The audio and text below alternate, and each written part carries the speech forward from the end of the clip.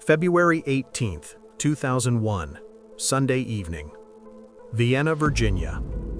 At exactly 6:47 p.m., a beige 1995 Ford Taurus rolls to a stop on Creek Crossing Road, less than half a mile from Foxstone Park.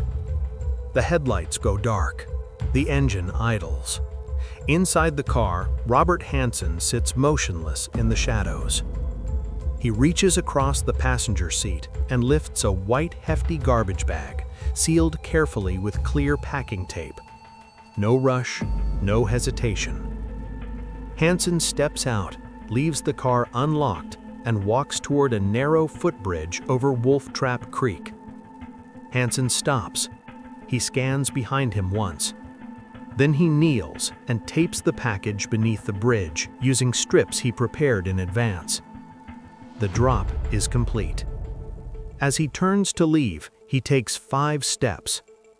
Then, the forest explodes with movement.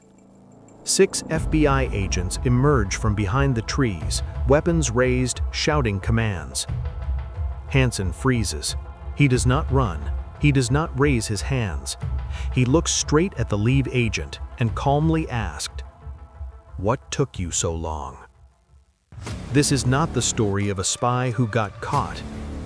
It is the story of a man who lived 3 lives at the same time.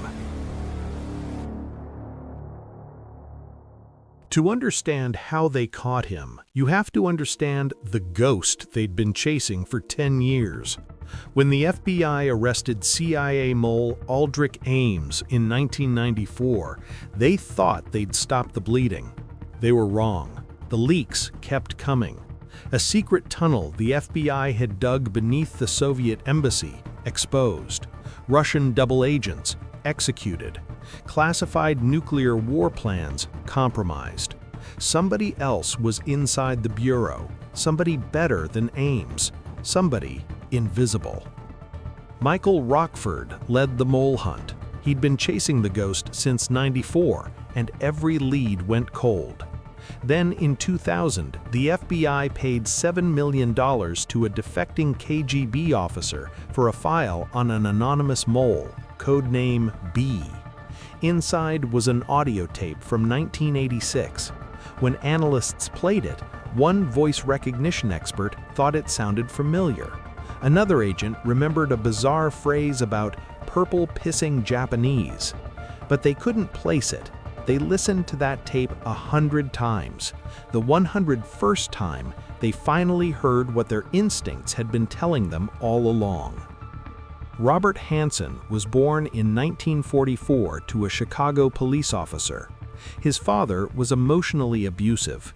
Young Robert learned to hide his feelings, to compartmentalize. He graduated from Knox College, got an MBA from Northwestern, married a devout Catholic woman named Bonnie, and converted for her.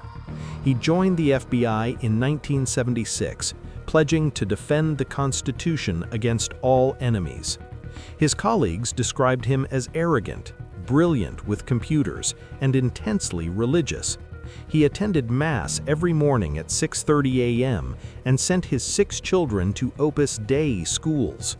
He was the last person anyone would suspect, which made him perfect. In 1979, Hanssen was transferred to the New York field office's counterintelligence division. He had 3 kids, a mortgage, and an FBI salary that wasn't enough. So he walked into Amtorg Trading Corporation, a known Soviet front, and offered his services to the GRU. He didn't want to defect. He didn't believe in communism. He wanted money. He got $20,000. In his very first drop, he betrayed General Dmitry Polyakov, America's most valuable spy inside Soviet intelligence. Polyakov had been providing secrets for 17 years. Hanssen knew his betrayal would mean execution. That was the point. He wanted to eliminate someone who might identify him later. Bonnie discovered his secret almost immediately. She found cash in his desk, $15,000. She confronted him in their kitchen, holding the money in her hands like evidence of a crime she didn't understand. Where did this come from, Robert? Hanssen didn't hesitate. He'd already rehearsed this moment. I sold some worthless intelligence to the Soviets. It's not important. I've stopped. She made him promise. He went to confession.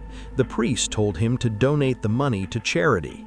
Hanssen wrote a check to a Catholic organization.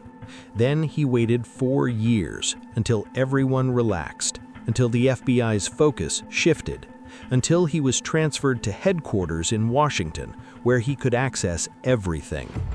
In 1985, he wrote to the KGB.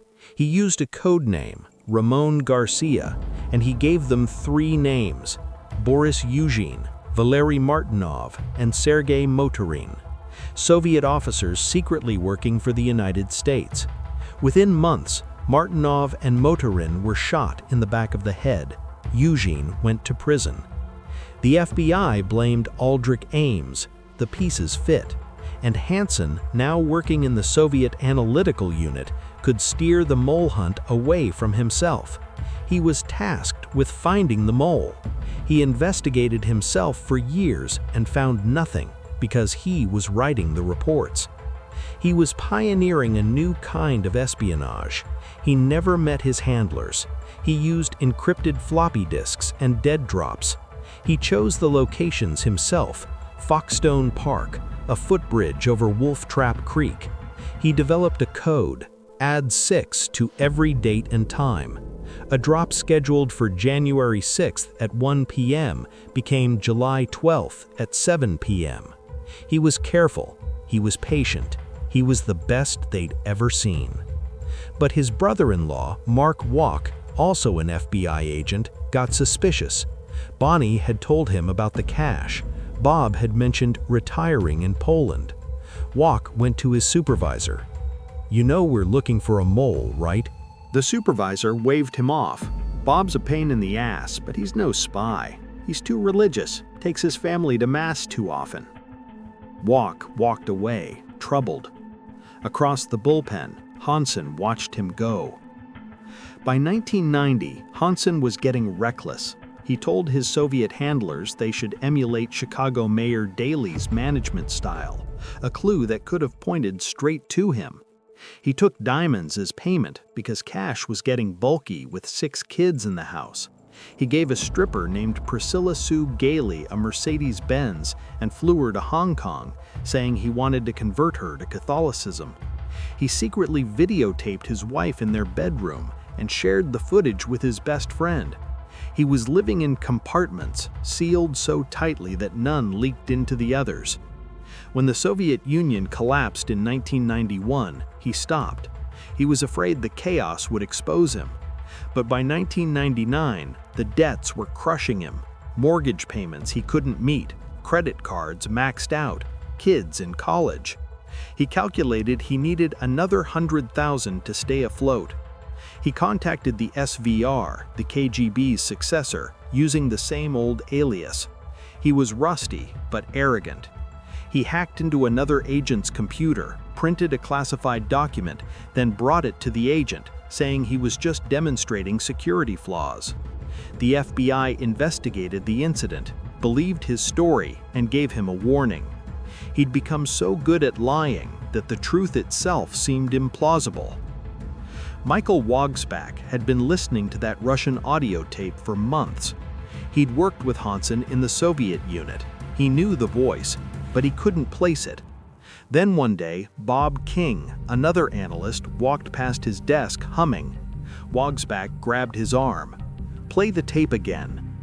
King listened, and he remembered. Hanssen used that phrase, the purple-pissing Japanese, constantly. He'd quote Patton's speech to the Third Army. Wagsback played the tape again, and then he knew. He called Michael Rockford. "It's Hanssen." They lifted 2 fingerprints from a trash bag in the Russian file. The match came back in 2 hours. Robert Philip Hanssen, badge number 4699. Now they had to catch him in the act. Neil Gallagher called Hanssen in January 2001. He offered him a promotion, a made-up position as special assistant at headquarters, a technology security project. Hanssen could access the FBI's most sensitive systems. He'd be 2 doors down from the director's office. Hanssen knew something was wrong. He told Bonnie it felt like a do-nothing job. He heard strange clicks on his car radio. He asked a friend at a tech company for a job. But they needed more evidence. They needed him to make one more drop. The FBI gave him Eric O'Neill as an assistant. I was a member of the Special Surveillance Group in the FBI. I was a covert operative that worked entirely undercover in counterintelligence and counterterrorism. O'Neill was young, ambitious, and secretly assigned to watch Hanssen's every move. He reported Hanssen spent hours trolling the automated case support system, looking at old Soviet files. He took his Palm Pilot everywhere. He encrypted everything. When O'Neill finally got access to the device, the FBI downloaded his schedule, his letters, his life. They saw he'd scheduled a drop for February 18th. They knew the site. They staked it out with 50 agents and a full surveillance package. On Sunday morning, Hanssen went to Mass with Bonnie and the kids. He had pancakes. He drove his friend to the airport. Then he drove to Foxstone Park. He parked on Creek Crossing Road, grabbed the garbage bag from his trunk, and walked to the footbridge he'd used 15 times before. He didn't look around. He didn't see the agents hidden in the woods, the cameras in the trees, the sniper on the hill. He taped the package under the bridge and turned to leave. They let him walk 5 steps. Then the lead agent gave the command. Hanssen didn't resist. He held out his wrists. As the handcuffs clicked shut, he looked at the agent and said what they'd all remember. "What took you so long?" In his house, they found 6,000 classified documents and 26 computer disks hidden behind a bookcase. In the garage, they found $800,000 in cash and 2 diamonds, one worth $24,720, the other $17,748. In his briefcase, they found a letter he'd written to his handlers that morning. "I thank you for your assistance these many years. It seems, however, that my greatest utility has come to an end, and it is time to seclude myself from active service. If not, I will be in contact next year, same time, same place." He was charged with espionage. He pled guilty to 15 counts. On May 10, 2002, Judge Claude Hilton sentenced him to 15 consecutive life terms without parole. When asked why he did it, Hanssen gave different answers. He told some it was money. He told others it was ego. He wrote to the Russians once that he'd been inspired as a teenager by Kim Philby's autobiography, the British spy who'd betrayed his country. He seemed to want to prove he could be better than Philby, more disciplined, more invisible. Bonnie Hanssen later said she never knew. She took a lie detector test and passed. Some agents believed her, others didn't. She still lives in Virginia, still attends Mass, still tries to understand how the man she married could be 2 people at once. Eric O'Neill wrote a book about his time watching Hanssen. He said the hardest part wasn't the deception, it was that Hanssen seemed to enjoy it. He'd quote scripture while stealing secrets. He'd lecture about morality while betraying his oath. He was a man who'd learned to live in fragments, none of them touching. Hanssen spent 23 hours a day in solitary confinement at ADX Florence, America's most secure prison. He had a Bible and a radio. He died there on June 5, 2023, of colon cancer. He was 79. No one claimed his body for 3 days. Michael Wagsback still has that audio tape. He plays it for new analysts at the training academy. He tells them, listen for the pause, the hesitation, the moment when someone tells you who they really are, if you're paying attention. The FBI learned that the most dangerous spy isn't the one who lives lavishly, it's the one who lives a lie so completely that even the liar forgets it's a lie. Hanssen didn't just deceive the Bureau, he deceived himself into believing that piety and treason could live in the same house. There is no memorial at Foxstone Park. The footbridge is still there.